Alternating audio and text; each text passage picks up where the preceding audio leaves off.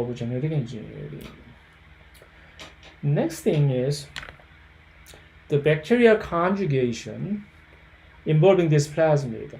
Plasmid can move around from one individual bacteria to another through this connecting bridge-like structure we call as sex pilus. This is a particular type of pilus. Remember this pilus, small short hair-like structure on the surface. So this conjugation moving around, like for the plasmid from one to the other, is mediated through sex pilus. Like this actual photograph of sex pilus established connected through between these two bacteria, through which actually DNA will move from one to the other. So this plasmid DNA can move from a donor to the recipient. So those who moves from one act as a donor, and the one who now become now settle in the recipient is called the recipient plasmid. So from donor bacteria, this plasmid get into then, and once you have this, and then those once the recipient bacteria can also act as a donor to spread this plasmid to the other guys who don't have yet. So using this kind of conjugation, in a sense, it's been acting as this bacterial version of a sexual reproduction, because it involves some kind of a small genetic recombination. What I mean by that is sometimes bacterial plasmid can be integrated in the portion of a chromosome, and then it can be excised. Afterwards, and then when it does, sometimes it can pick up some portion of the bacterial chromosome too. So in that way, if this plasmid is now moved into another bacteria, some gene exchange can occur. You can imagine it is possible to have this kind of a small portion of a gene exchange. It's just like very similar to the crossing over based recombination occur between two homologous chromosomes in the case of the eukaryotic cell chromosome, right? So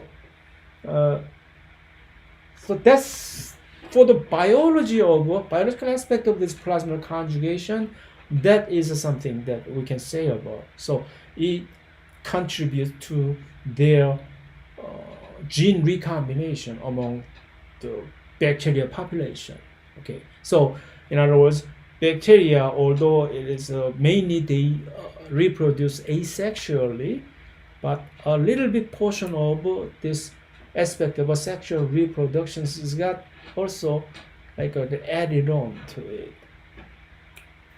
The more significant aspect to us is this bacterial conjugation is the cause of this antibiotic ever-spreading danger of this antibiotics resistance spread among those pathogenic bacteria. Somehow, for some reason, this plasmid happened to carry originally some of the genes for antibiotic resistance. What's antibiotics? Antibiotics are those drugs that inhibit prokaryote-specific metabolism. Like, for example, some antibiotic drugs will inhibit the cell wall synthesis. Names are penicillin, the first ever type of discovered naturally occurring the antibiotics, which was isolated from a mold. Some other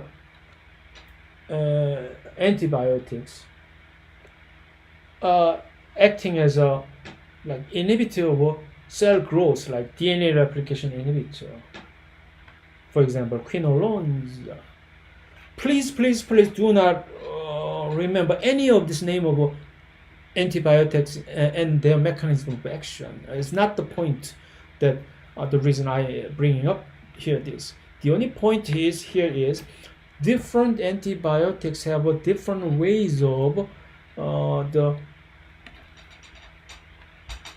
prokaryote specific metabolism. That's why these are antibiotics that can only inhibit the prokaryote specific prokaryote, still letting us, doing no harm to us. That's the definition of antibiotics. So cell wall synthesis. Cell wall is their particular type of cell wall, which is peptidoglycan, that only is inhibited by some specific type of drugs. Their DNA replication, even though their DNA replication is very similar enough to that of us, but perhaps their enzyme, their DNA replication enzyme, DNA polymerase, is somehow different enough than our own DNA replication enzyme, so that this drug specifically only inhibit the action of this prokaryotic DNA polymerase. Same thing goes for this RNA synthesis mechanism. Okay. Some specific drug can only specifically inhibit the enzyme, their own enzyme. And speaking of this, their protein synthesis, which is mediated by the ribosome, because their ribosome is structurally a little bit different from us, our own version of ribosome. That's why we can develop so many different types of prokaryote specific ribosome inhibiting drugs. And all those different type of antibiotics are developed in this same principle, their own unique metabolism targeting drugs. So having said that, I can zip through all this. But then all of a sudden in these days, so we get to hear some super bacteria, which is a bacteria showing resistance to multiple antibiotics.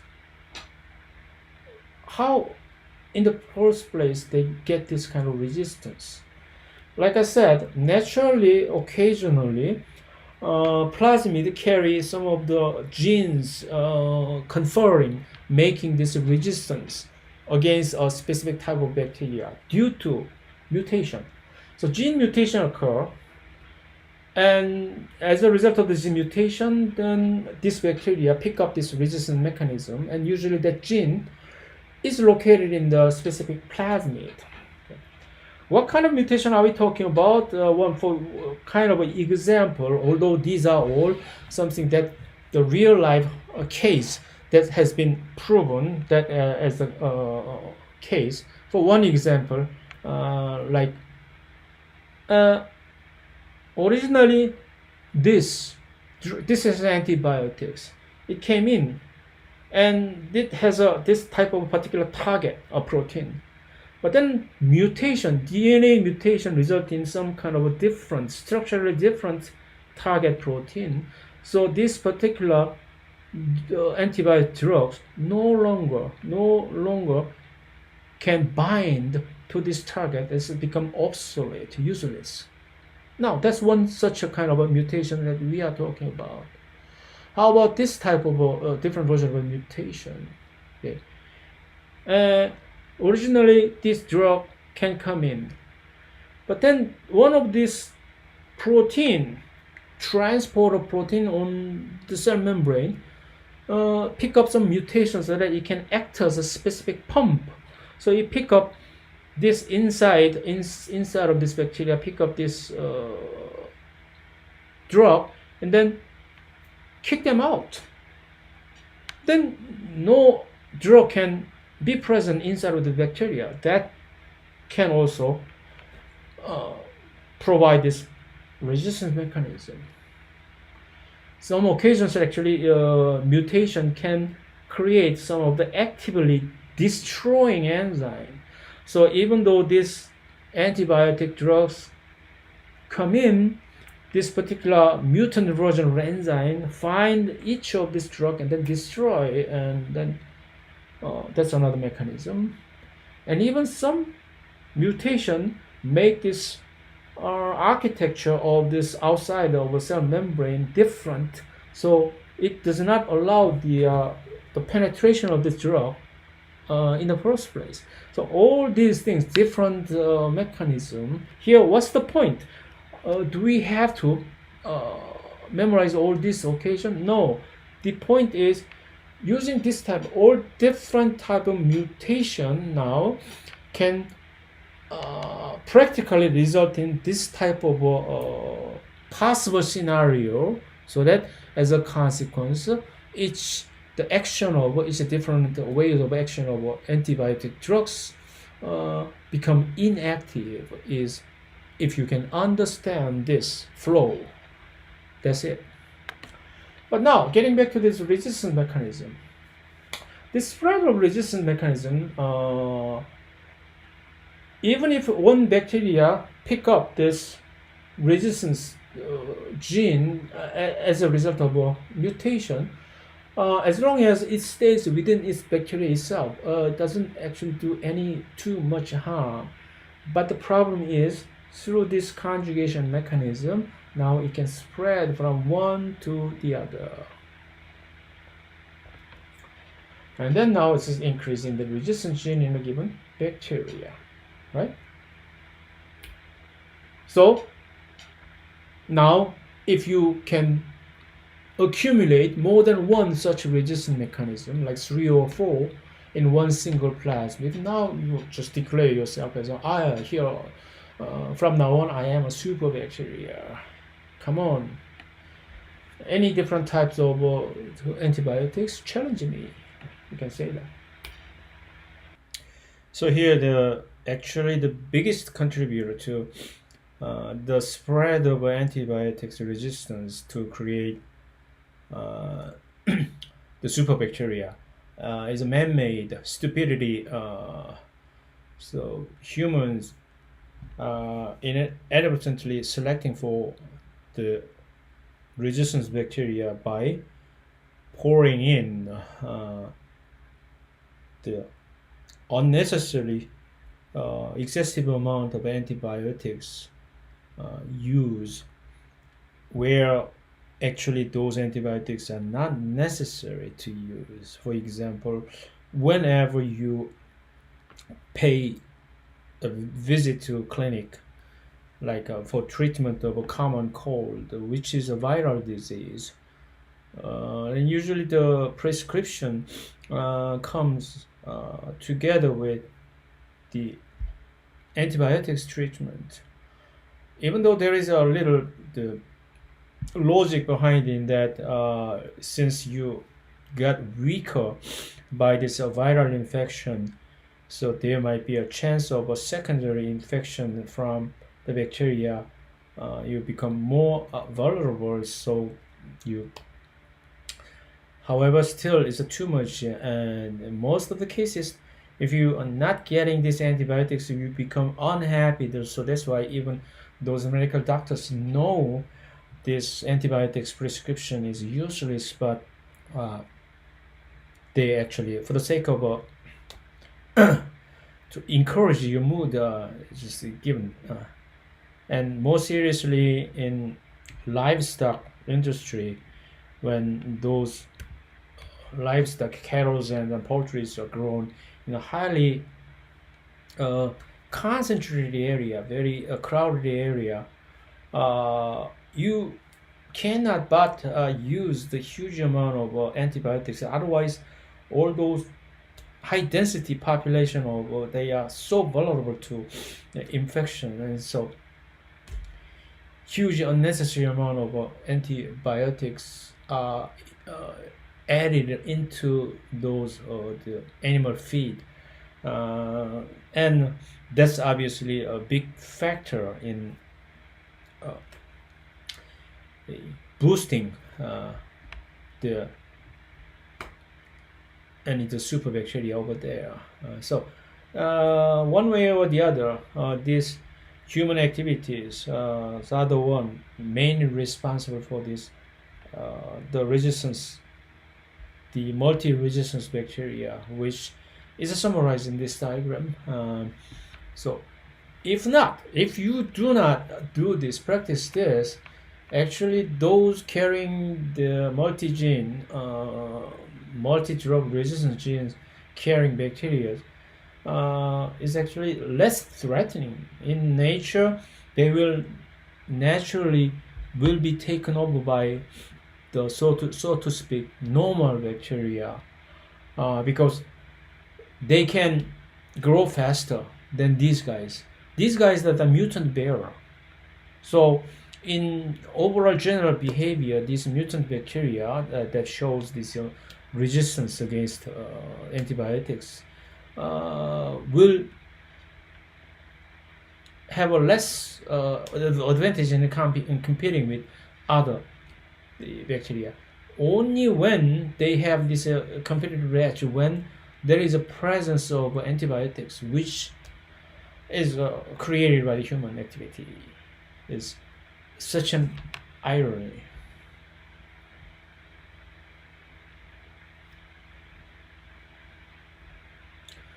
So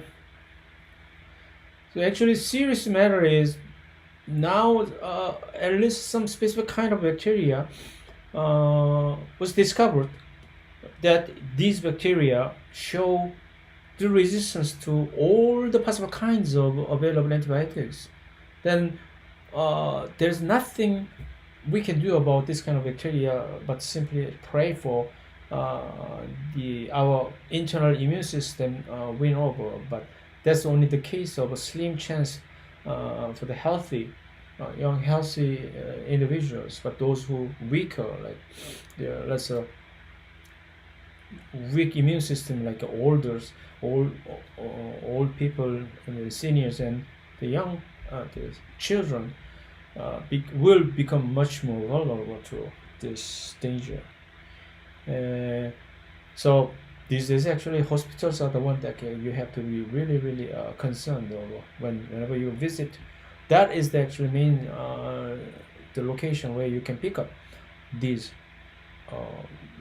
antibiotic resistant bacteria, superbacteria, and also another possible place is this petting zoo, so that you can make this contact. So on top of this coronavirus pandemic, this is actually something that you kind of neglect, but still existing, present, clear and present danger. Another. So this is not only the case of the coronavirus vaccine development, which is very urgent, but at the same time, this developing new antibiotics is also very urgent, but it will take something like 20 years. And along with this story, one side story about new antibiotics discovered 2 years ago was Lugdunin. Like this, the special thing about this Lugdunin, which is new antibiotics, actually was discovered by these two young scientists in Europe. And the source of this new antibiotics was it's not a synthetic but the natural chemicals. It's coming from symbiotic bacteria. Symbiotic means living together. So a lot of microorganisms are living together on the surface of us or inside of us, like mainly in our intestine or gut.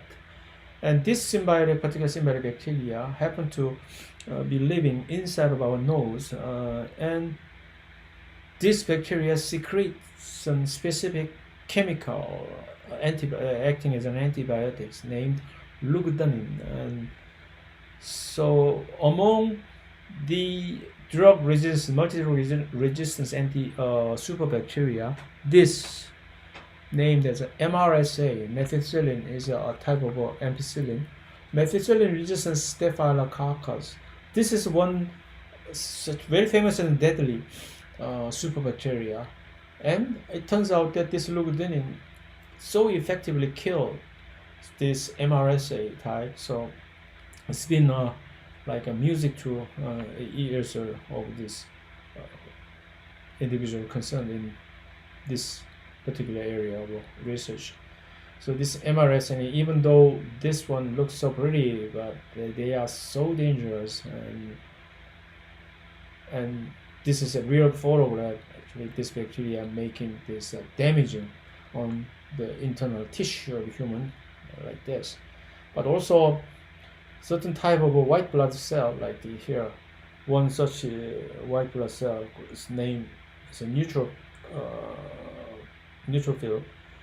This neutrophil cell can do this so-called phagocytosis, as I mentioned earlier this lecture. So it can eat. So this is one natural way of defense against this invading bacteria as well as some other types of viruses. So as long as your immune system is healthy enough, then to a certain degree, we can fend off this invading virus, even if they are multi-drug resistant bacteria. Even without the help of external antibiotics, we can take care of them. But that is something. It's not really common cases. A lot of times the bacterial infection is just really too deadly enough, so many people will actually have to succumb to their ill effect. But the Lugdunin, so here, this is one the data showing this resistance. Here in the center, this is a bacterial colony growing, the Lugdunin population.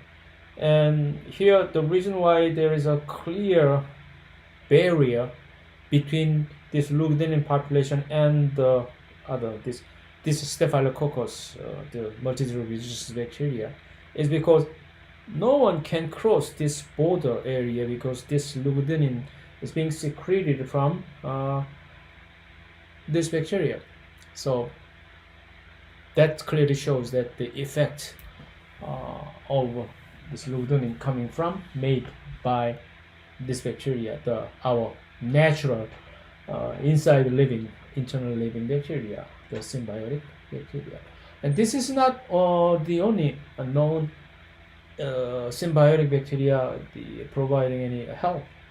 Another, the bacteria Lactobacillus also has been identified as being able to produce another specific type of antibiotics called the lactocillin.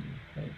However, in this case, this lactocillin producing the symbiotic bacteria can only live in only some specific sex of the individual. So not everyone can have the benefit of this lactobacillus in. By the way, actually, in the case of the Lugdunin producing bacteria, not all human population are known to carry this symbiotic bacteria. Only probably more than half, about slightly more than half of this entire human population on average appears to carry this symbiotic bacteria. So those are the lucky ones, and those who don't, tough luck. Sorry. So we can finish this discussion about bacteria with probably a little better aspect about this bacteria. So many, as we noticed in the case of this Lugdunin producing bacteria, so many bacteria, different types of bacteria, are actually establishing the symbiotic relationship.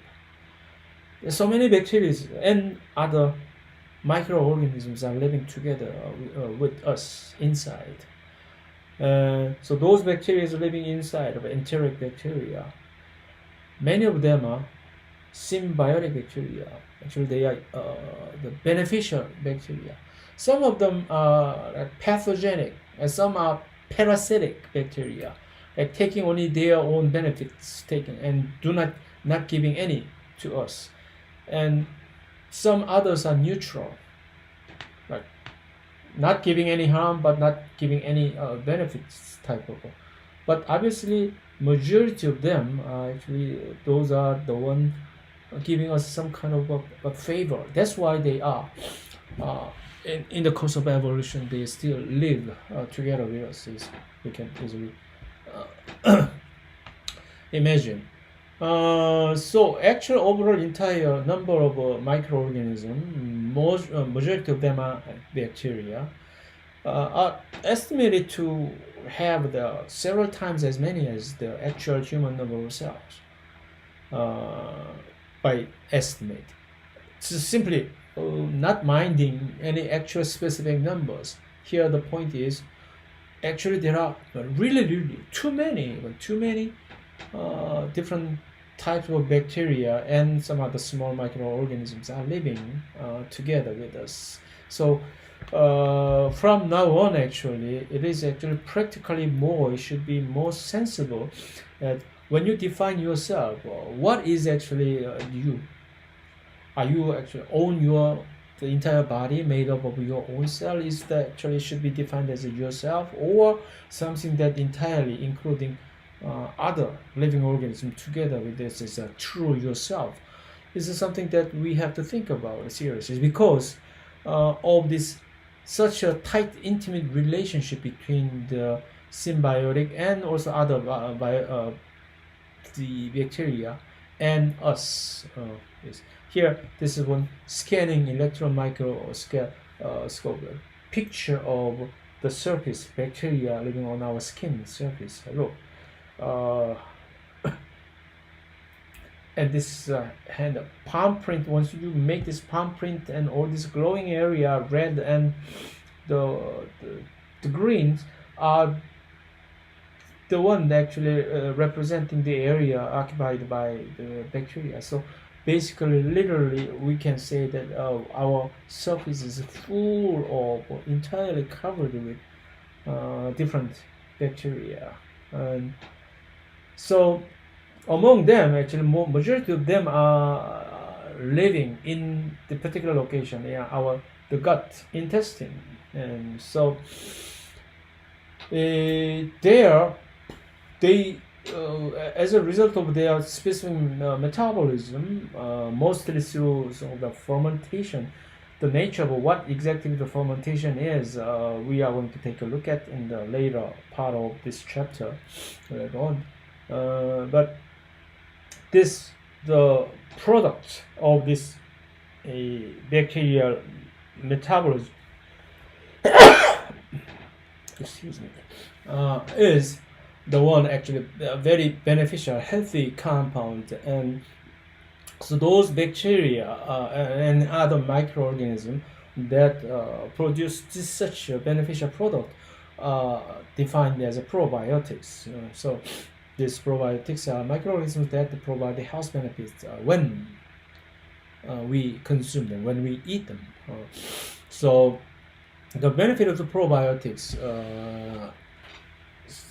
at first, people get to realize that by this particular experiment, and in mouse, one obese chubby mouse and then skinny mouse, between these two, the difference actually accidentally they discovered that the population, the kinds of the bacteria living in the gut of this chubby mouse and skinny mouse are quite different. To be more specific, they have just much less kind of diversity, and here in the microorganisms, the more diverse in the kind. So people wondered that might have something to do with the body weight. So they have this swapping experiment. Okay, what if we just switch this whole microorganism population in between, and then surprisingly, it actually showed as expected.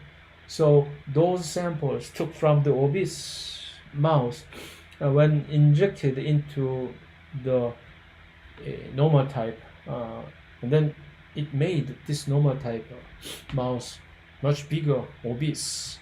Whereas when this underweight, the microorganism samples taken from underweight mouse, when they were injected into this normal mouse, then this normal mouse become really skinny. Showing that the weight control mechanism can be dictated by actually the microorganism of the inside. So this actually shows us is a very huge potential of application in that if we can. So in these days, some kind of a similar therapy even exists. So this this waste product try to implant this particular waste product of human, try to implant this into some people who just challenge it with health problem. So then in the hope of improving these conditions, only by transferring some of the healthy population of this microorganism in that individual is one of those such attempt to be made. So perhaps like down the road, like 5 years from now, we will have a much more safer and a more well-established method of this therapy available, I expect. So whole basic idea about this interaction is the stability and balance. It's not that the more you have the beneficiary population of bacteria, and then the better you will actually be able to enjoy this in terms of your health. No, that is not the case. Always this balance. The good and bad ones are always have it's good in check. And then only under such balanced situation you can maintain your optimum health conditions is what we have learned. So the idea, the whole the message is inside of your gut is in particular you have a good guys and bad guys, and always the balance and stability between these good guys and the bad guys are the key to maintaining your health. And whenever you have this kind of a balance disrupted by intaking, for example, like when you have this antibiotics treatment, then a lot of times actually you suffer from secondary illness effect because of this. So whole this population, good one and bad one, and all kind of diversity is the concept that nowadays people begin to show an interest in. So this term microbiota is the one. So microbiota indicates this refers to this the whole organisms, microorganisms affecting this the metabolic the things of a host inside. So this actually represents one such local community of the small guys. Some are good, symbiotic, some are bad and pathogenic, and some are I don't care guys, indifferent guys, commensal. And so these all microorganisms, not only bacteria but some other type of eukaryotic microorganisms are also included in this definition of a so-called microbiota. And these days, the recent trend of research is identifying different microbiota in specific individual and try to have any kind of associated information in their like health activity is this thing. So here in the bacteria and archaebacteria and protists and fungi and even viruses, some viruses are also included in this microbiota population.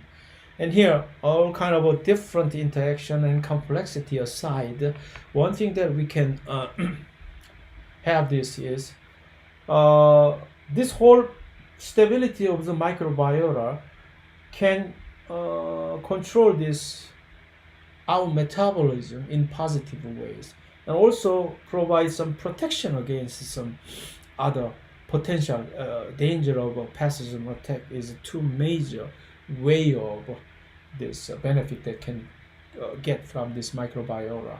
And one extreme example that recently we discovered is this: even there is some like strong communication line established between the brain and this microbiota in our gut, so that constantly some signals is being sent into the brain, so that uh, upon after receiving this signal, brain cells produce some very specific types of chemical like neurotransmitters or some hormones, and then send down, so that actually they can help uh, practice this actual the activity of these different metabolic activities.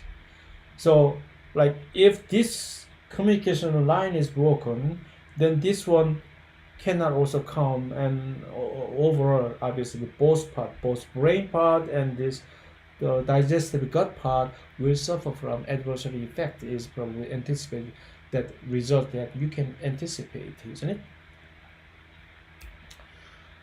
Finally, then probably you may actually wonder why all of a sudden, before, yeah, this obviously this whole different diversity of microorganisms living in outside inside is not something that happened yesterday, but only now we're just people all of a sudden begin to talk about the importance of this microbiota and probiotics. What, on what occasion, what made this thing possible to become for us to become aware of?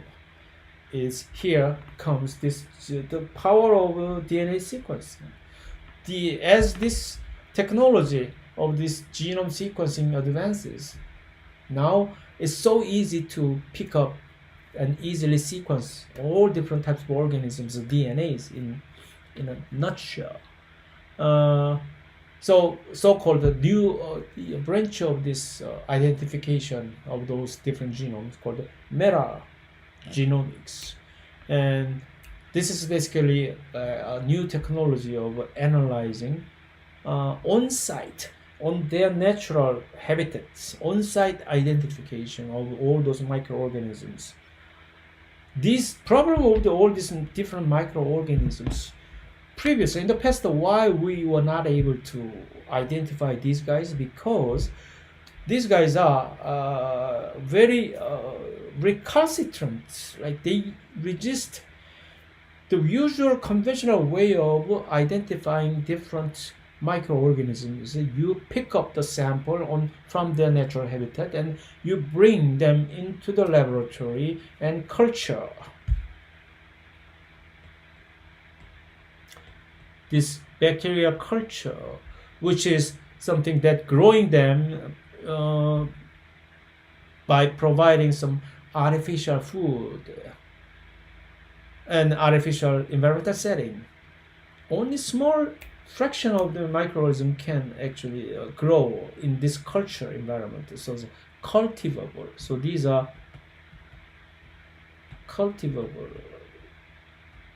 It is possible to grow them in culture, but the vast majority of microorganisms are uncultivable. They can't. So for those organisms, it is impossible for us them to bring them up and then identify them, because they will all, the minute we bring them out of their natural habitat, then they stop growing. But now we don't have to worry about growing them in their foreign environment, but simply ask them to donate their DNA sample, and by DNA sequencing we identify, oh, you are different genome from the other guys, is for the essence of this metagenomics. So the technical advancement of the DNA technology made this the metagenomic approach possible, so that's why nowadays all of a sudden so many different types of previously unknown bacteria and other microorganisms identified inside of our guts, as well as some other weird locations is the thing. So with that, it became a relatively very lengthy lecture. With that, we finish up this lecture 6, and then the rest of this chapter 3, which deals with the eukaryotic aspect of this whole things will actually follow in the next set of lecture series. Introductory image of to invite you into this discussion of a eukaryotic cellular structure. This is a overview of a typical eukaryotic cell internal structure. As you can see, like although it looks fuzzy, but some of the little details, structure very complicated looking, in contrast to the what we have seen in the case of prokaryotes. So first off, this nucleus showing up so many moon's crater looking pores, the holes, nuclear envelope. Basically, nucleus is some closed, enveloped, the material membrane bound space inside of which like a lot of genetic materials and other necessary components reside. Basically, what the nucleus is about. So, its boundary is made by some same type of membrane, the same type of membrane as used in the case of making this cell membrane. So same basic chemistry applies to this nucleus. And here a little little fuzzy speckle like things represent ribosome, which try to convey the idea of how many of them are there already. Actually, ribosomes are functioning in the protein synthesis, so you do need to have so many different copies of ribosome, each of which is involved in generating some different type of protein making, starting from messenger RNA, which we are going to take a look at in a little more detail in the following chapter over 4. And this is one entirely different type of membrane bound. Its name is an endoplasmic reticulum. It's an internal membrane network. So it starts from the outside of the nucleus, the nuclear envelope, and then it's continuously being extended to throughout the entire area of majority area of internal body space. And another such membrane sac-like structure having different name because it has a different function is Golgi apparatus and mitochondria. So many copies of these mitochondria, each of which functioning as a power plant, cellular power plant, i.e. they're generating the ATPs there. And also the cytoskeletons, all big fiber rope-like proteins of 3 different kinds make up the entire body skeleton of the cell. So just like we are as an individual body, we do have our bones to make up the skeletal system. So is the inside of the cell. So different types of big proteins generate this like our internal skeleton-like function, have and then widespread and then highly complexly organized. Okay, so let's start from the nucleus. So the outermost boundary of nucleus is nuclear envelope, and this is made of the same phospholipid bilayer. However, the difference is not a single, unlike the case of cell membrane, which is made of only one layer of single layer of phospholipid bilayer. This one resembles the gram-negative bacteria in a sense, although in between there isn't anything like a cell wall in the case, just like the case of gram-negative bacteria. But this nuclear envelope consists of 2 layers of individual phospholipid bilayer. Just like if you have a blanket, you fold this blanket in once, then you create 2 layers of the blanket layer is the structural layer of this nuclear envelope. So the main function is controlling the traffic between outside and inside. outside of the nucleus we call it cytoplasm, this, and inside of the nucleus is it's a nucleus, like sometimes it's designated as a nucleoplasm. So material transport between these are coordinated by through a pore. There are many pores. So in the case of a cell membrane, plasma membrane, cell membrane, here's the nucleus. In the case of cell membrane, the traffic between outside and inside is controlled by different types of transporters, transporter proteins. So different types of molecules specifically handled by specific type of like transporter proteins, and the direction of the movement is not always this from outside to inside, but sometimes some other transporter proteins involved in external transport, like that. So this is mainly highly selective.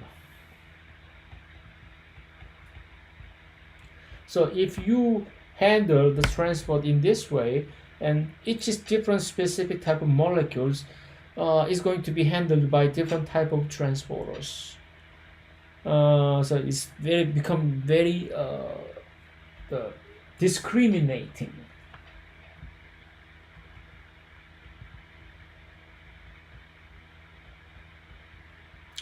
However, in the case of this nucleus where the DNA reside, the traffic in and out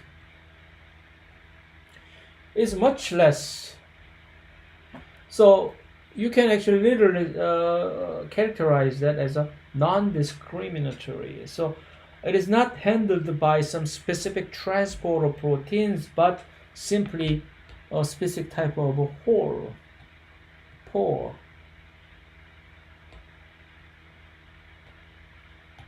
Small pore.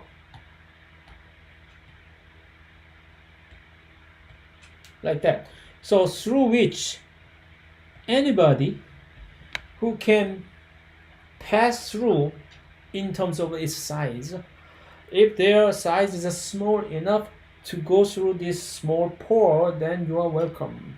I'm not going to block if you are small enough to pass in, is basically the principle governing the transport across this nuclear pore. And it has this type of a structural aspects, and numerously, as you can see, numerously distributed over the surface of a nuclear envelope. And inside of this nucleus, which we call this a nucleoplasm, mainly the genetic material is organized as a chromatin, which that we are going to take a look at what exactly the chromatin is, and some dense area within the nucleus. We recognize it as a nucleolus, where this nucleolus is the area with the synthesis of specific type of RNA, the ribosomal RNA is being made, nucleolus, and ribosome assembly.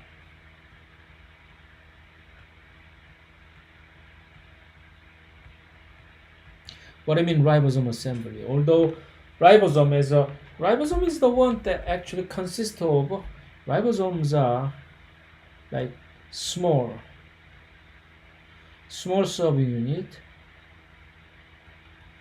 and large subunit. So basically a single ribosome, functional ribosome, is a two-part, and for each component, the small and large subunit, it is made up of many different types of ribosomal RNAs plus different proteins, ribosomal proteins. So this type of assembly is made in this location of a nucleolus. Okay. Now, more important thing about is the way this genetic material, in the form of this in the chromosome, is organized in the cell. We been using the term chromosome, right, before, but chromosome is actually highly compact structure of this DNA in the form of usually much less compact condensed structure we call as a chromatin.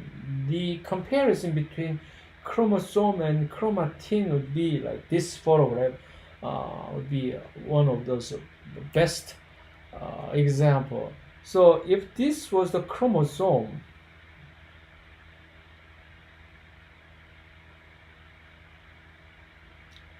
this is chromosome, and this loosely organized one would be chromatin.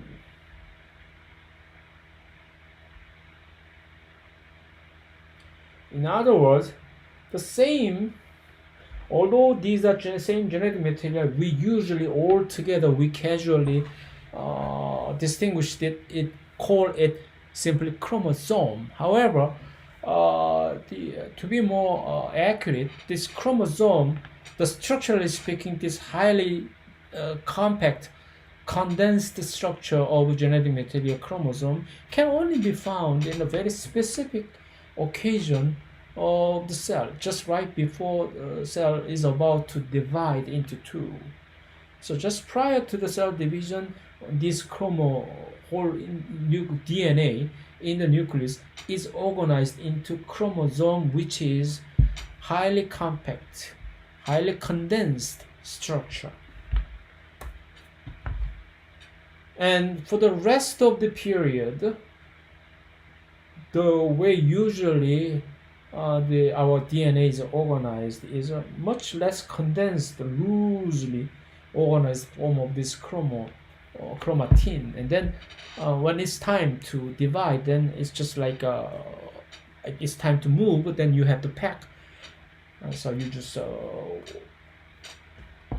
like wrap up all this DNA into highly condensed structure, so that reduce the volume, and then now make each of this unit easily separated throughout the procedure of the cell division. So this, if this was a chromosome, and the only reason why you get to see this doublet is because this chromosome just went through the period of chromosome duplication, like a DNA replication. So before, if this chromosome was made before this cell division procedure, probably perhaps you would have seen only the singlet of this chromosome. But as I said, this chromosome structure is only found always only just right before the cell division to start. That's why you always have this chromosome structure in doublet, okay, identically, because as a result of this copying procedure during this DNA replication. And the location of each different part of a single chromosome, we distinguish them by the middle part as a centromere, and the ends of this chromosome, because remember the eukaryotic chromosome is linear, unlike prokaryotic chromosome of circular. So the end part of the chromosome are called telomere, like that. But the question is, usually these DNA exist in the much less condensed status, the chromatin.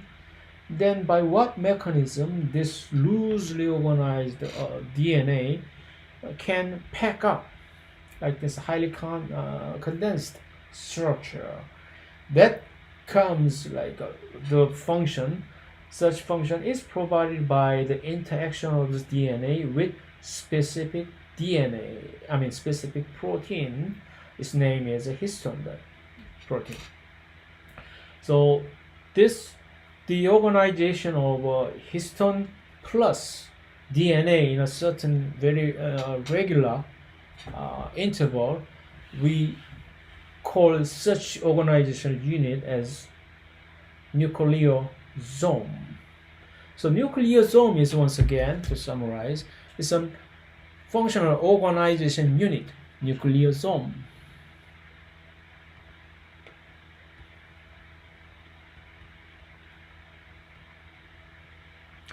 Nucleosome is organizational unit, okay, which is made up of histones. Several different kind of histones are there. 4 different actually kind of histones, and plus DNA of a certain defined length. So histones plus DNA together make up one single nucleosome unit, nucleosome. And the reason why these DNAs are organized in this fashion is based upon this single individual nucleosome, by playing around the relative distance, this nucleosome, now it is a chromosome condensation.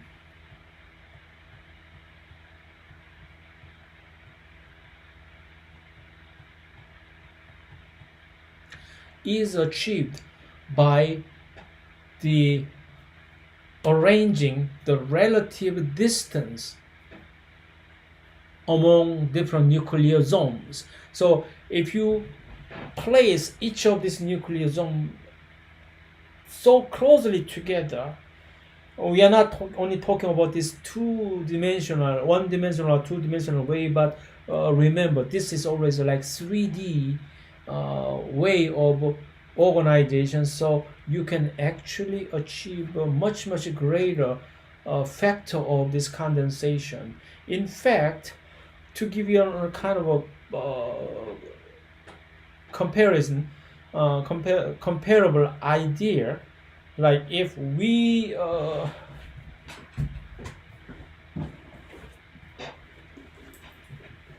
compare this size of this bag as the size of a cell, then not seriously, I'm not joking.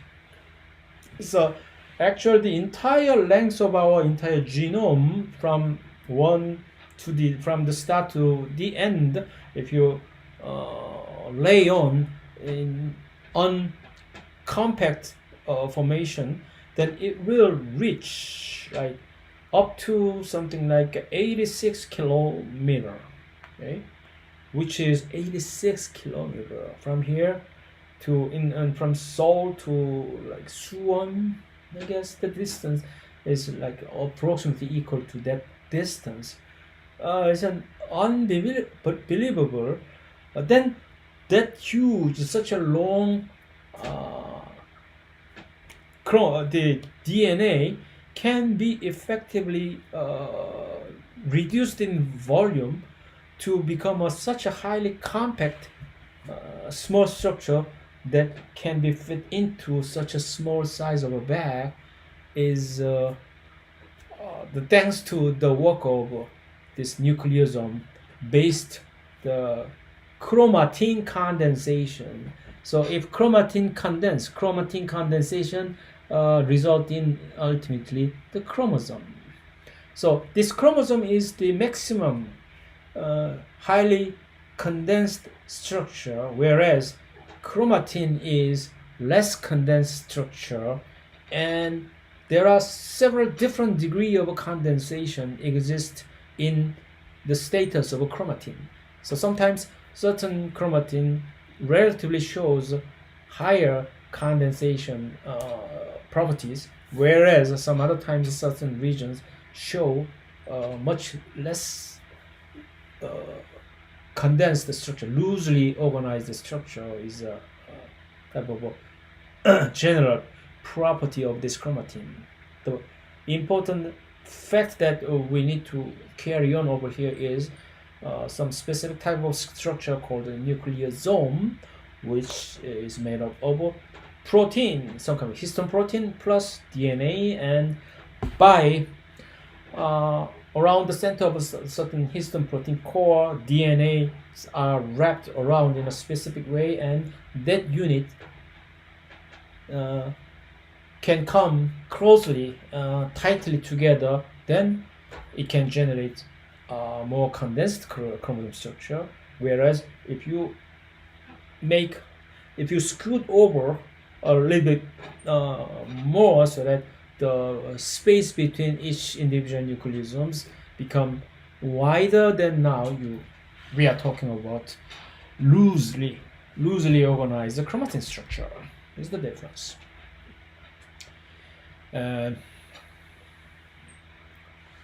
So that's what basically you have inside of the nucleus, and actually the outside boundary, the nuclear envelope as a boundary of the nucleus.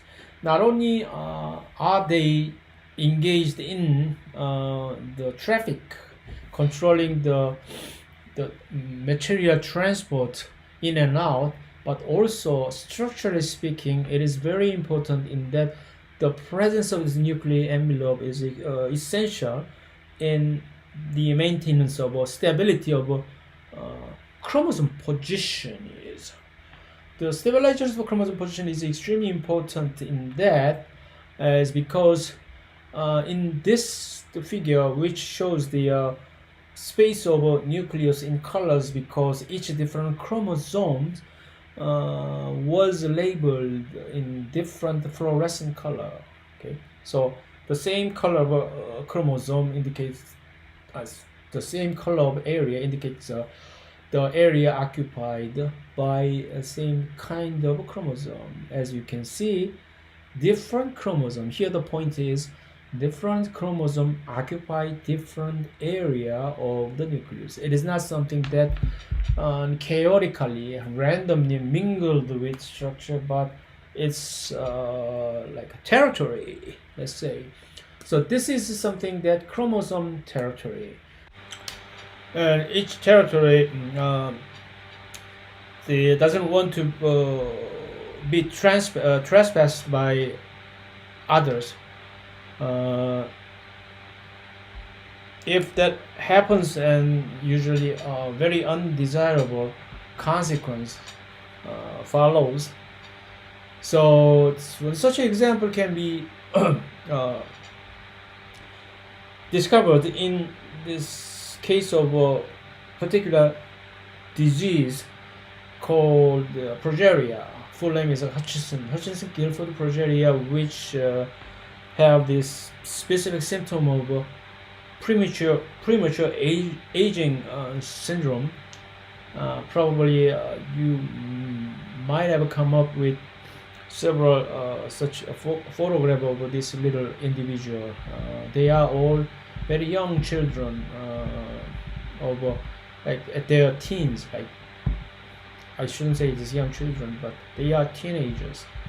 But due to their biological the accelerated aging process, none of them can live beyond their 20s. So usually they end, most of them end their lives at their teens, like 17, 15, like just like that. Due to what's wrong with these individuals? It's just merely because of a genetic mutation resulting in the disruption of a specific protein called lamin A. Its name is not important, you don't have to remember, but this protein functions as the layer providing some supporting layers underneath of a nuclear envelope. This is one of the cytoskeleton protein that, as we will see in the later part of this series of lecture. So if you don't have this protein, due to the mutation, you do not produce this proper shape of this protein. So when you do not have any this laminae underneath of the nuclear envelope, and it does not have any mechanical support, so this nuclear envelope collapse.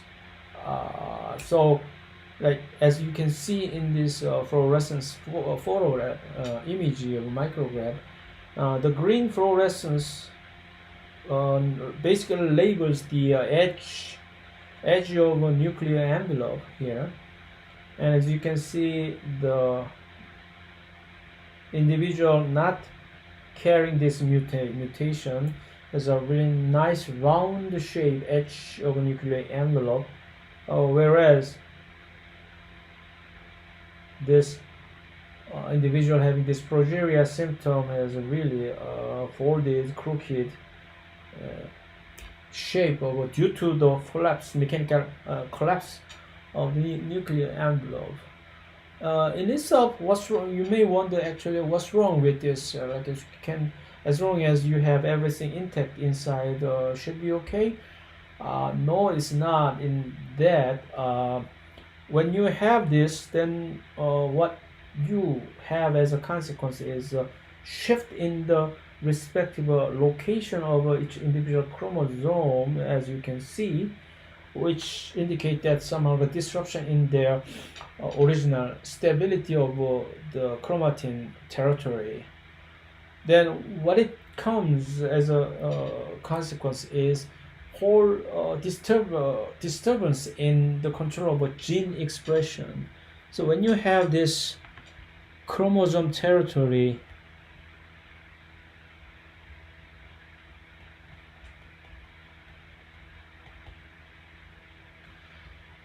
disruption,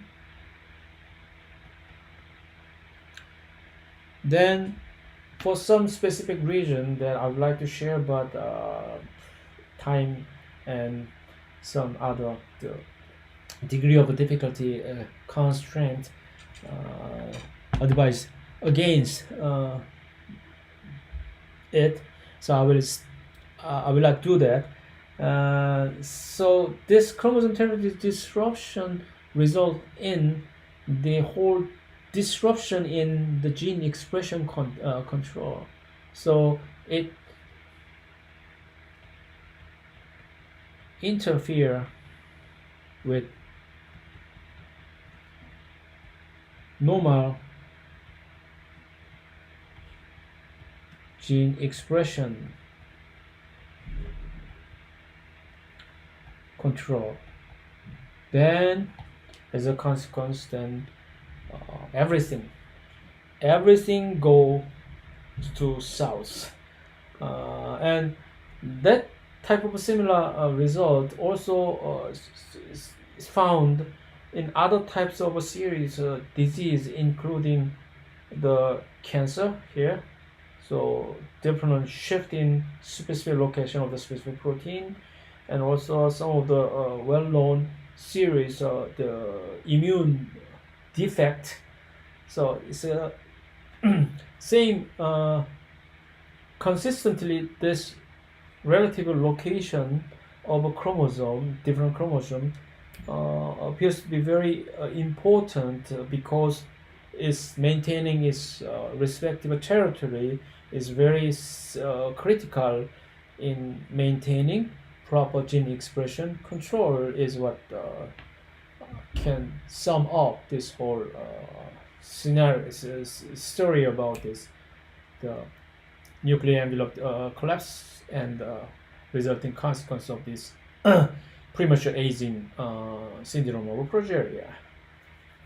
And so as a eukaryote, then if you wonder that how you obtained this nuclear envelope in the first place, so speaking of this origin of a nuclear envelope, and beyond that, maybe the other like internal membrane structures, one can speculate is like internal folding procedure. We call it as an invagination of cell membrane, because Actually, basically those nuclear envelope and some other internal membrane of the organelles of the eukaryotic cells are, chemically speaking, basically the identical molecule.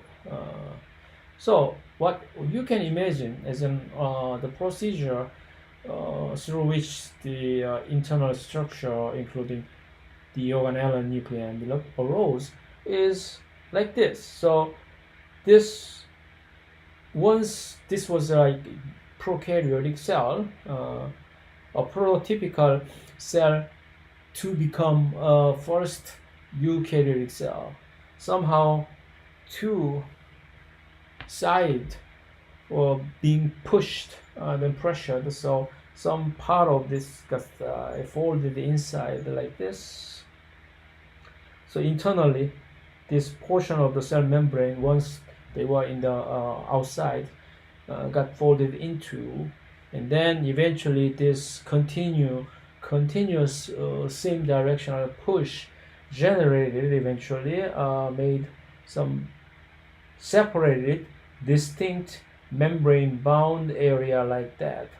And actually what you see is exactly the area occupied by the nuclear envelope and the connected endoplasmic reticulum. So as you can see, current days of endoplasmic reticulum structure and nuclear envelopes are, as we see on this figure, which can probably you can speculate that it's been originated by this type of procedure. So this and also other such similar the membrane bound organelles are all those believed to be originated from the same procedure of so-called the invagination things. And because of that, maybe partly because of that reason, we include all those different membrane bound internal cellular organelle as a one such group of so-called endomembrane system. Okay, so here including so-called rough endoplasmic reticulum and Golgi, lysosome, and some of transfer vesicles and endosomes, each of different things. Each of them, they're trying to distinguish and memorizing the names correctly at this point is something that I would advise against. You don't really have to. So the whole point here is important point is, so some similar type of lineage of different membrane-bound internal organelles were generated by the same mechanism, but nowadays each of them got differentiated into having its respective different distinct function is just enough to understand. And also the list is got expanded up here: smooth endoplasmic reticulum and peroxisome and vacuoles, and so many different types of such internal membrane bound organisms are the part of members of so-called endomembrane system. Why am I emphasizing this? Because there are two actually distinct organelles, but not a part of this so-called endomembrane system. They are so what did I miss on this figure? This is like a cartoon representing the basic component of internal organelles of typical animal cells. So we just mentioned that all those nucleus and endoplasmic reticulums and Golgi and plasma membrane is actually plasma membrane, which is peroxisome, lysosome, rough endoplasmic reticulums, and all of which are part of the endomembrane system. But notably, what you have missed over here in discussion is, even though they are also membrane-bound organelle, but this guy, mitochondria or mitochondrion, the single mitochondria is called mitochondrion. it's not a part of this endomembrane system. Why? Because we believe its origin, the origin of the mitochondria is quite different from the rest of the membrane-bound organelles. Here comes the similar, the structural component inside of the typical plant cell. You have also the mitochondria over here and all other like including rough endoplasmic reticulum, smooth endoplasmic reticulum, Golgi, and also transport vacuoles are also there. However, one thing that which is unique here is this chloroplast. Where are you? Chloroplast here. Yeah, this one is also notably this chloroplast is also not a part of endomembrane system. So here we are talking about two distinct major internal membrane-bound organelles which are not part of this endomembrane system. One is mitochondria,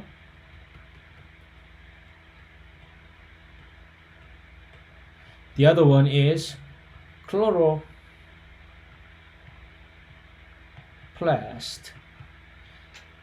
This mitochondria functioning in the generation of lots of this ATP's energy, whereas the chloroplast functioning in generating glucose.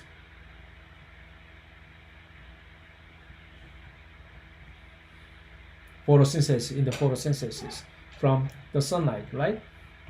So both of them are actually somehow involved in the energy related metabolism, the energy production, and the energy generating material in the case of chloroplast. But these are not a part of the members of endomembrane system. Why? Because as I mentioned, these are considered to be having different origin in terms of the endoplasm. So these mitochondria and the chloroplasts are not included in this endomembrane system, and now it comes to the occasion of explaining this another theory of the origin, which is endosymbiosis theory. So this endosymbiosis theory explains the origin of mitochondria and chloroplast.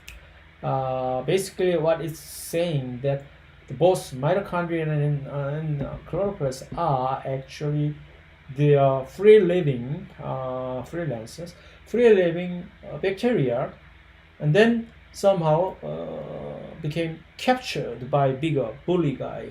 The bullies in the course of becoming the full-fledged eukaryotic cells. Once they obtain the mitochondria or chloroplast, and then now they became the complete eukaryotes is what this theory says. So here, like at first, this independently free-living prokaryote having very special way of metabolizing these things. In the presence of oxygen, this guy, if the oxygen was present, and this particular bacteria can show a very unique way of utilization of this oxygen in generating huge amount of lots of ATPs. So this is really some kind of special genius, and unfortunately this special genius somehow got captured and then became internal structure of a bigger guy. On a usual occasion, this little guy captured. Then after this captivity, then this poor mitochondrion would have been destroyed and then used as a source of food. But for some reason, this life of this mitochondria after the capture was spared. So then, amazingly, they have some kind of signed contract. So then, well, from now on, both you and I will live together happily ever after. So then, under the condition, then you keep generating all those huge ATP for me, and then I will give you some kind of a better protection, including many different things. the starting point of these two guys start living together. Okay, and this mitochondria just relatively generate many copies of the same thing inside of the cell as space permit, like that. So that's the kind of a fairy tale of the regarding the origin of mitochondria. So then once you have this, then this is what? Once you obtain this mitochondria and live together, then this is the ancestral form of an animal cell. Now, what about the origin of a plant cell? Is this winning lottery event happened twice, and one somebody's lifetime, so that now while you were enjoying the presence of this mitochondria, then another guy, similar guy but having a little bit different trick, came in. Now this time, this guy named chloroplast can do a totally different opposite type of metabolism, so that they can generate sugar. They can make glucose out of nothing. Actually, out of nothing means just taking the sunlight's energy. So now, if you feature both of them, and why would you kill anyone actually having this type of amazing ability? So now both guys are living together as a symbiotic entity, and then now we call that as an ancestor of a plant cell. So that's what's about the basics of endosymbiosis theory. So it appears to be too much of a fairy tale with no evidence. Yeah. However, still there are certain kind of a supporting evidence of this endosymbiotic theory, in that there are 3 lines of evidence supporting this idea of the origin of mitochondria and chloroplast as originally the independent prokaryotic cell. Is one is they have their own DNA, which is unusual. Why? If that still individual component, I mean the part of a component of once already existing eukaryotic cell, there's no reason why this guy have such a special treatment, like having their own DNA, carrying their own legacy is, and more importantly, their own legacy in the form of DNA is actually circular, which means it's a prokaryotic. So this mitochondrial DNA having this circular DNA on their own is totally the kind of a characteristic hallmark of free living prokaryotes having this type. The second evidence is not only do they have this their own genetic material in the form of prokaryotic characteristics, but also they also carry the protein synthesis machinery, the ribosome. They do carry inside of the mitochondria. Same thing goes for the chloroplast too. Have their own ribosome, which is in chemical property, which is much more closely resembles those of a prokaryotic ribosome. Remember, the reason why we were able to develop several different kinds of antibiotics, which are targeting specifically to the prokaryotic bacterial protein synthesis, is because the structure of prokaryotic ribosome is slightly different from that of eukaryotic ribosome, so that even if we treat the cell, our cell, which are infected with the bacteria, if we treat those drugs, only those prokaryotic cells are inhibited in their protein synthesis, still sparing our own function. That's the idea. So in other words, there is an intrinsic difference. There is an intrinsic difference between prokaryotic ribosome and eukaryotic ribosome, and that is the case. And then if you examine the prokaryotic, the ribosome, and those ribosome inside of this mitochondria is like very much more similar to the bacterial ribosome, which is quite different from the other ribosome in the cell, which usually are located in the cytoplasm. But the third evidence is the membrane architecture. So these guys, both mitochondria and chloroplast as well, also have the outer and inner membrane, two dual membrane. So inside of a eukaryotic cell, actually, there are three structures that are made up of a double layer of a cell membrane. One is a nucleus. The nuclear envelope is a double membrane, and the mitochondria and the chloroplasts are also having this dual phospholipid bilayers. But here the important thing is not only have they this double dual membrane, but the chemical composition of the outer and inside the membrane of both mitochondria and chloroplasts are quite distinct, which reflects this event.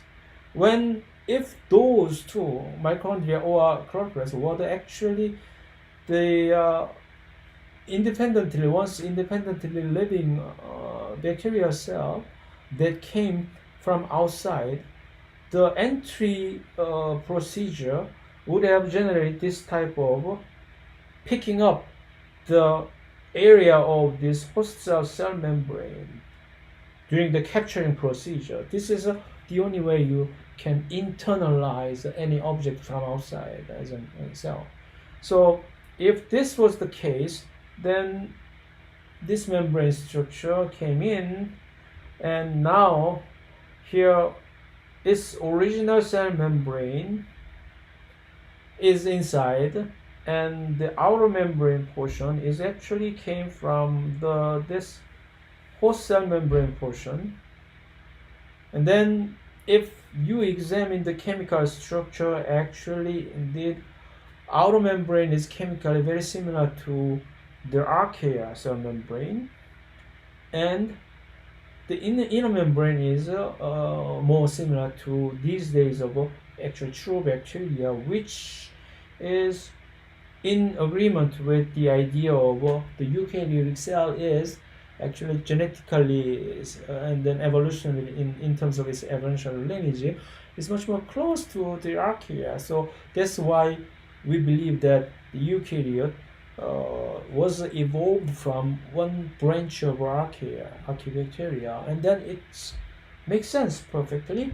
So if that was the case, and during the course of this evolution from one type of archaea, this archaebacteria pick up the external bacteria. That's why outside the membrane is that of the archaebacteria, and inside of them is actually the bacteria itself. Okay, so these three lines actually seem to appear to be supporting this seemingly unplausible the idea of endosymbiosis theory. So this is currently where we are at. Whether you kind of buy this theory of endosymbiosis or not, it's kind of the chances are there. It is highly likely that actually these two organelles that we carry on in these days as a eukaryote actually represent those prokaryotic origin for this reason. How long have I done? Okay, here I will stop over here. So even though originally I thought I'm going to finish all over all the way to the end of this chapter 3, so that I can keep the same pace with the achievement or level of a previous semester, but I thought that is something very stupid. Why should I? So I will generate one more lecture, but during which I don't really worry too much about whether I am able to finish all the way up to the end of this chapter or not. I will simply wait and see the how far I can reach, and then that will be the up to the point up to that you have to worry about for the upcoming midterm exam. Okay, so see you in a while, shortly after.